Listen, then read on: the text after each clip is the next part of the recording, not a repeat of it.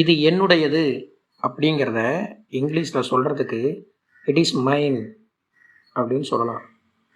இந்த மாதிரி உடையது, அதாவது என்னுடையது, அவளுடையது, அவனுடையது, உன்னுடையது, நம்முடையது, அவர்களுடையதுன்னு சொல்லுவோம்ல.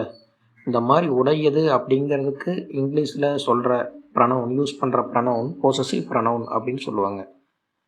இது மைன், ஹெர்ஸ், ஹிஸ், யுவர்ஸ், அவர்ஸ், தயர்ஸ், இந்த மாதிரி நிறைய இருக்குது.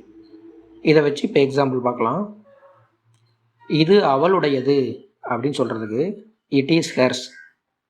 ஹெர்ஸ்னா அவளுடையதுன்னு அர்த்தம். It is hertz.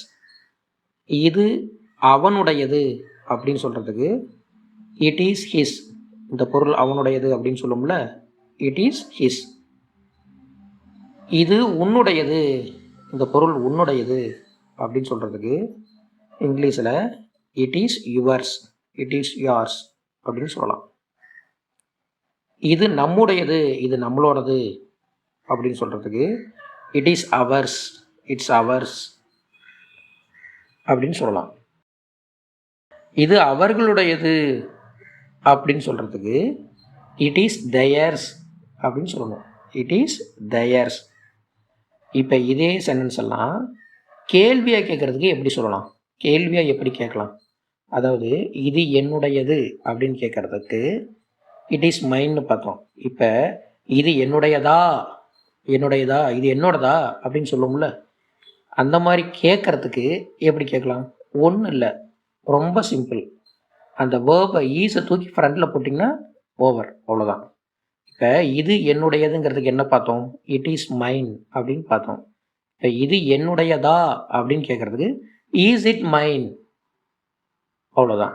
அந்த பி ஃபார்ம் வேர்ப் ஈஸு முன்னாடி வந்துடும், அவ்வளோதான். ஈஸ் இட் மைன்.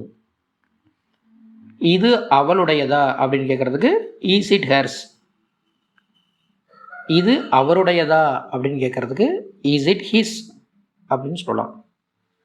இது உன்னுடையதா அப்படின்னு கேட்குறதுக்கு is it யார்ஸ், is it yours அப்படின்னு சொல்லலாம். இது நம்முடையதா அப்படின்னு சொல்கிறதுக்கு இது நம்முடையதா அப்படின்னு சொல்கிறதுக்கு is it hours, is it hours அப்படின்னு சொல்லலாம். இது அவர்களுடையதா, இது அவங்களோடதா அப்படின்னு சொல்லுவோம்ல தமிழில், அதுக்கு இங்கிலீஷில் இஸ் இட் தயர்ஸ், இஸ் இட் தயர்ஸ் அப்படின்னு கேட்கலாம். தேங்க்யூ.